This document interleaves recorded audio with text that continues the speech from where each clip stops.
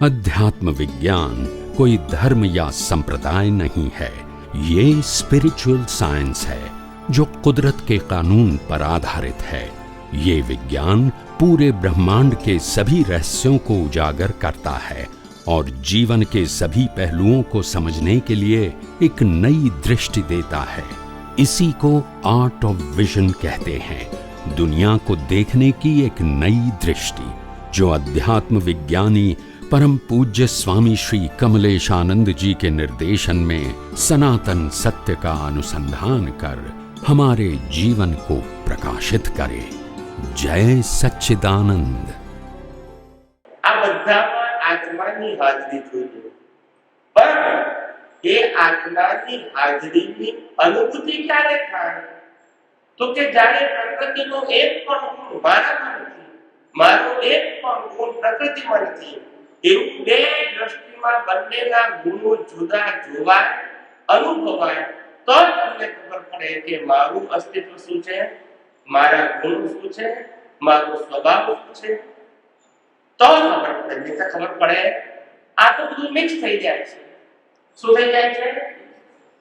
ઘણી વખત આત્મા થઈ જાય તો ઘણી વખત પ્રકૃતિ, ઘણી વખત આત્મા તો પ્રકૃતિ। આવું ગોળ ગોળ ના હોવું જોઈએ, લાઈન ઓછી નાખીશું। પ્રકૃતિનો એક પણ ગુણ મારામાં નથી, એટલે મારા જ્ઞાન દર્શનમાં પ્રકૃતિનો એક પણ ગુણ મારો છે એવું ફીલ થવું જોઈએ નહીં। પ્રકૃતિની બધી વસ્તુ, વ્યક્તિગત વસ્તુની માલિકી પ્રકૃતિની છે, એમાં મને આમાં કશું મારું છે એવું માલિકી અનુભવ થવો જોઈએ નહીં।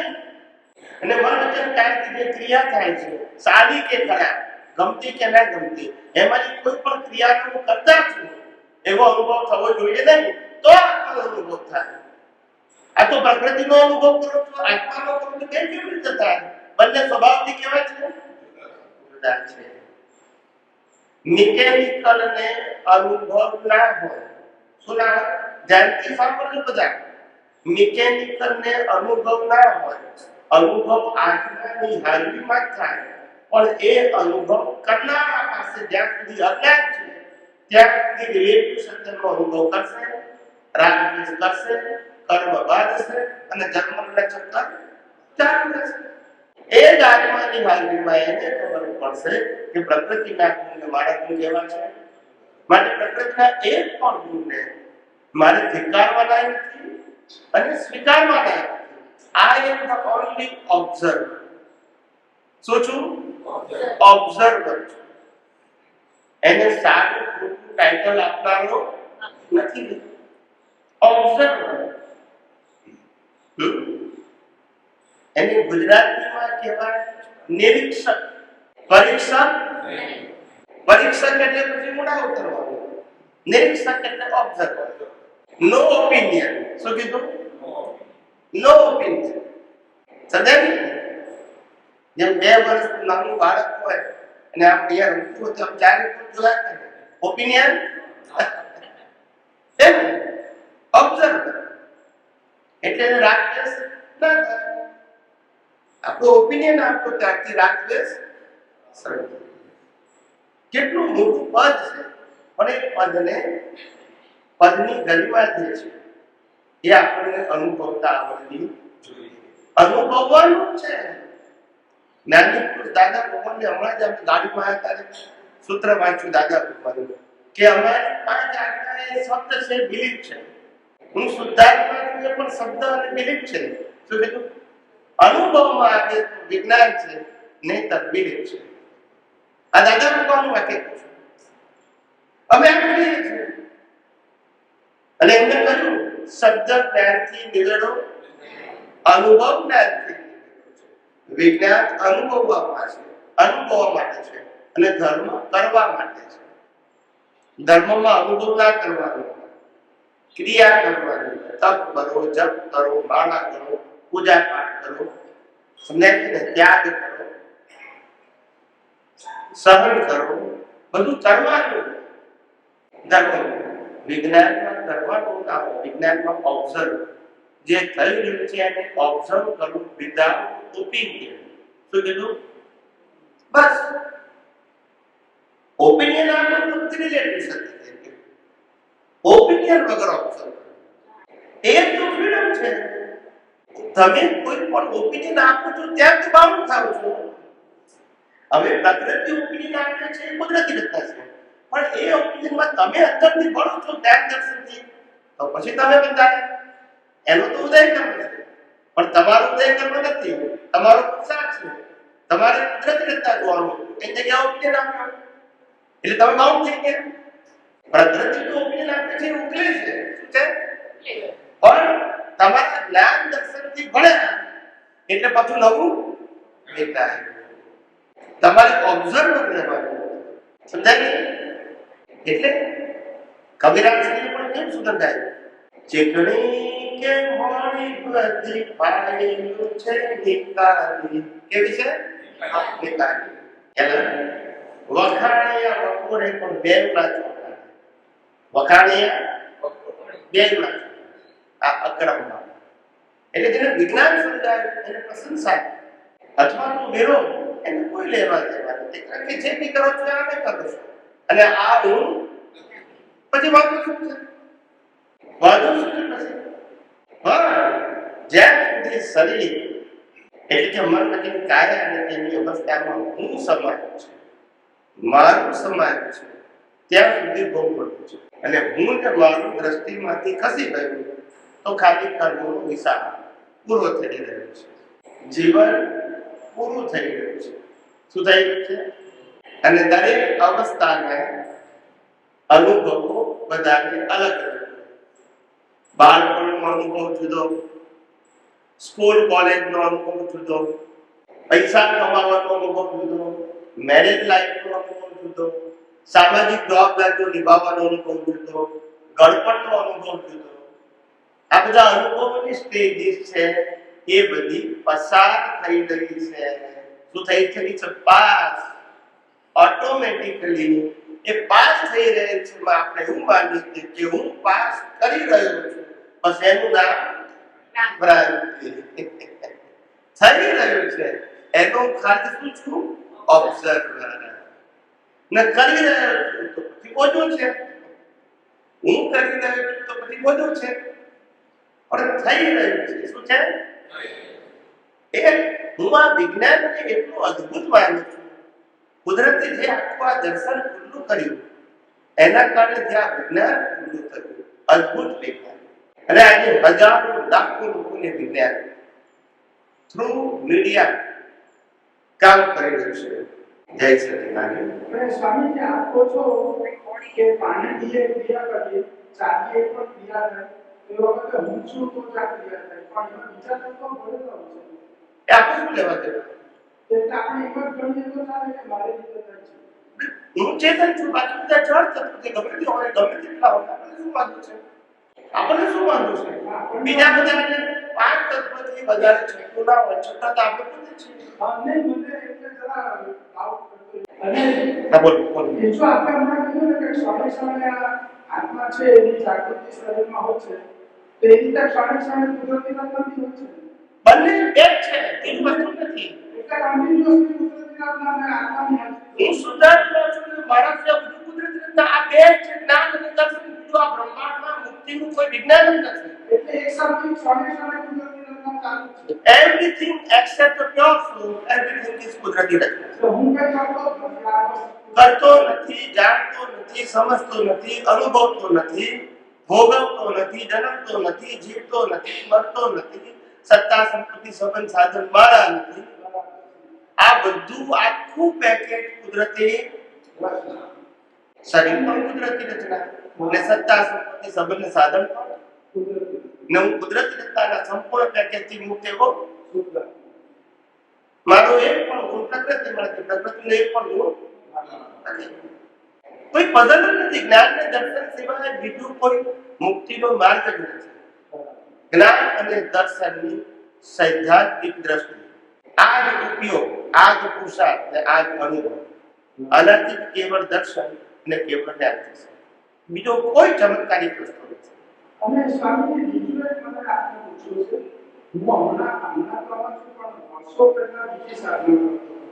તો ત્યારે છે ને અમુક કંઈક મંત્રનો અંદર કહીએ ને તો એ ભેગો એક્સપિરિયન્સ સ્ટાર્ટ થયો.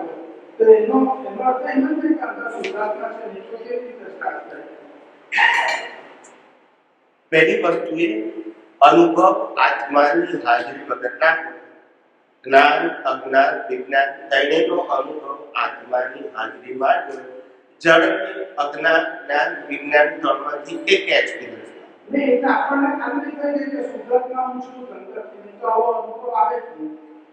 શુદ્ધાત્મા હું અંદર શુદ્ધાત્મા છું નહીં તો આવો એક્સપિરિયન્સ આવે જ નહીં. પેલો તમે કોઈ જ્ઞાન લોક કે એ ભેગો એક્સપિરિયન્સ સ્ટાર્ટ થાય તો એનો અર્થ એમ નથી કે હું શુદ્ધાત્મા છું. નહીં તો એક્સપિરિયન્સ આવે. પણ આ સાચી છે કે આત્માની હાજરી વગર અનુભવ શબ્દ બોલી શકાય નહીં. મળતું બોલી શકે ના હોય. બસ. બરાબર.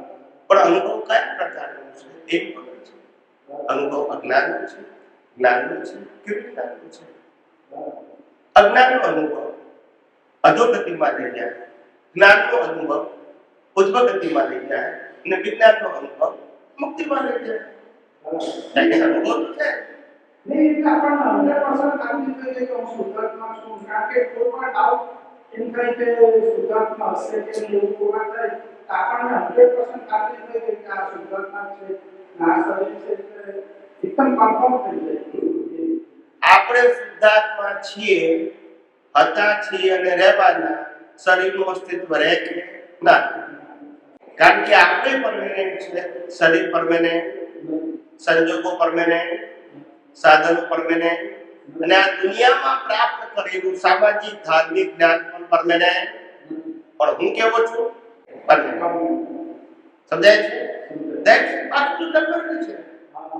બધાને બદલાય. સામાજિક જ્ઞાને બદલાય, ધાર્મિક જ્ઞાને બદલાય, બધાને બદલાય. સંજોગાથી મારું જ્ઞાન ક્યારે ના બદલાય? કારણ કે હું શાશ્વત છું. મારું જ્ઞાન પણ મારું જ્ઞાન ખડાય ક્યારે કે હું ટેમ્પરરીમાં ઇન્વોલ્વ થઉં તો પાછું ખડાય. કેમ ખડાય? કારણ કે કન્ફ્યુઝન.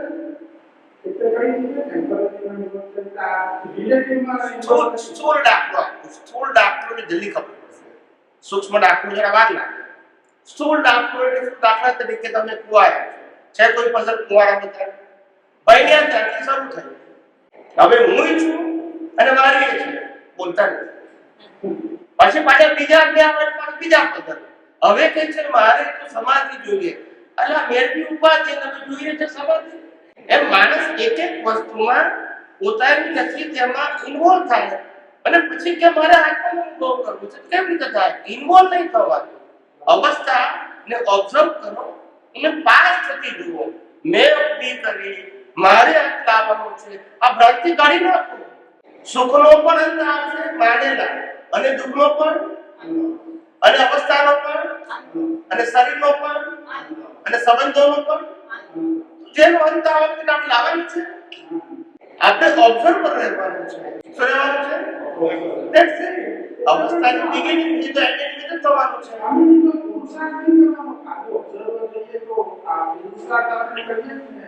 આ શરીર અને આત્મા બેને સિદ્ધાંતથી જુદા સમજવા, જુદા જોવા, જુદા અનુભવવા એનું નામ આધ્યાત્મ વિજ્ઞાનનો પુરુષાર્થ છે. જુદા સમજવા, જુદા જોવા અને જુદા અનુભવવા આટલો જ પુરુષાર્થ છે. બીજો કોઈ ક્રિયાકારી પુરુષાર્થ નથી. બાકી બધું જે કંઈ થાય મન વચન કાયા એ બધું કુદરતી કોઈના પણ મન. સમજાય છે? આવું સરળ સહજ સુગમ વિજ્ઞાન છે અને હજારો લાખો લોકોમાં કામ કરી છે. તમે જોજો તમારા આ આધ્યાત્મિક ક્રાંતિ છે. આ નોલેજ નથી, આ પંથ નથી, આ વાળો નથી, આ કોઈ વ્યક્તિનું ક્રિએશન નથી.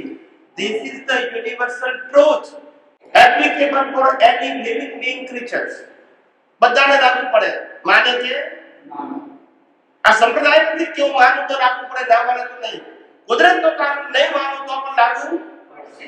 તો જય ભગવાન ધર્મને ના માનો તો ના માનો, કમ્પલસરી નથી. દુનિયામાં લાખો ધર્મ છે, કોઈને તો માનીએ, કોઈને ના માનીએ.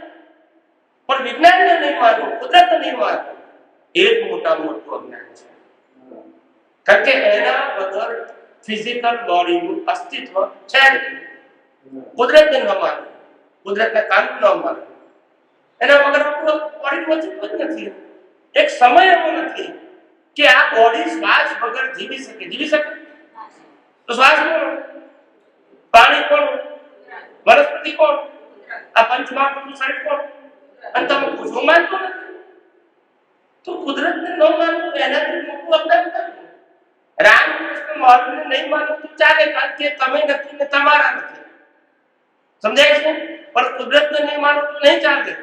એના વગર એક સેકન્ડ પણ તમે જીવી શકો એમ બોલતા નથી. યસ કે નો? આ દુનિયામાં રામકૃષ્ણ મહાવીર સહિત અનેક મહાપુરુષો નહીં માનનારા પણ જીવે છે કે નથી જીવતા? બસ તો પછી એ કમ્પલસરી નથી. પણ કુદરતને ના માન એનાથી મોટું કોઈ અજ્ઞાન જેના વગર શરીરનું અસ્તિત્વ જ સંભવ નથી. પણ ધર્મગુરુએ ભ્રાંતિથી એવા વર્તુળ ઉભા કરીને તમને ફિટ કરી દીધા કે માણસ બચારું વર્તુળમાંથી બહાર નીકળે. અને મહાપુરુષોએ પોતે પોતાનું જે જીવન જીવ્યા છે એ તમે જુઓ. એ પોતે આખા દુનિયામાં જ્યાં જ્યાં કુદરતી સંજોગો આપ્યા ત્યાં ભ્રમણ કર્યું અને પછી અનુભવ મેળવ્યો કે ખરેખર આ દુનિયામાં કશું મારું છે નહીં. મહાપુરુષ કોઈ નતું. રામને 14 વર્ષનો વનવાસ, પાંડવોને 12 વર્ષનો વનવાસ, મહાવીરને 42 વર્ષનો વનવાસ. ચાલો, સ્વામિનારાયણ ભગવાનને 24 વર્ષનો વનવાસ, 24 years. સમજાય છે? જંગલોમાં જ ફર્યા. વિચાર કરો, ઓલ ગ્રેટ વનવાસ ને કુદરતના ખોળામાં બધું શીખ્યા. કારણ કે જ્ઞાન શું શીખવાનું હતું, ત્યાં દુનિયા શું છે, કઈ રીતે ચાલે છે એ તો સમજવાનું. આત્મા તો આપણે છીએ, પણ શરીર આપણે શરીરને ચલાવતા ને શરીર જે કરે છે આપણે કરતા ને શરીર જે ભોગવે છે આપણે ભોગવતા. આ તો સમજવાનું. પણ આ ક્યારે સમજાય?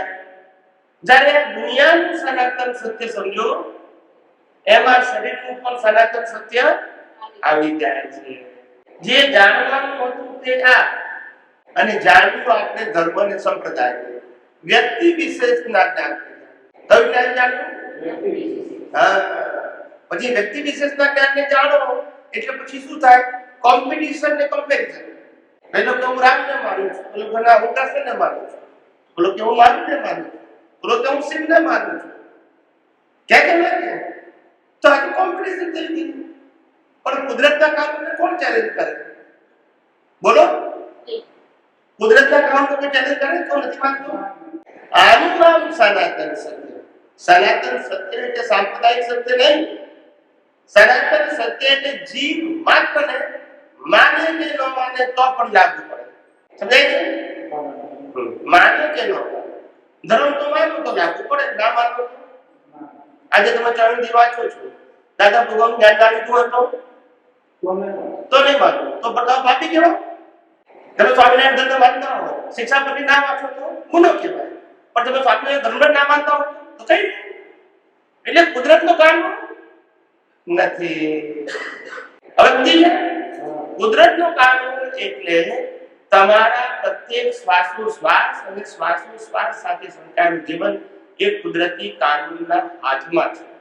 ક્યારે શ્વાસ શરૂ કરવો ને ક્યારે બંધ કરવો એનો કંટ્રોલ કોની પાસે છે? ક્યારે આ શરીરને કેવા સંજોગો આપવા, ગમતા કે ના કરવા, એ કોના હાથમાં છે? વિચાર કરો.